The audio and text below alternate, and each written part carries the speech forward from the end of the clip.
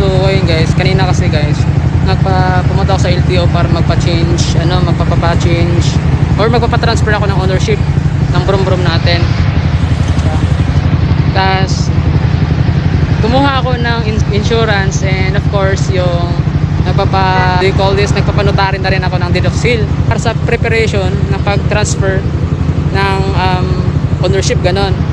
And then hindi ako nagtanggal ng helmet at saka ganito kasi nga nakakapagod bitbitin. And then sabi ng yung babae doon, yung isa sa mga nag-a-assist sa akin, ba't daw hindi ko tinanggal yung ganito ko, yung mask ko and yung helmet ko, baka daw artista daw ako.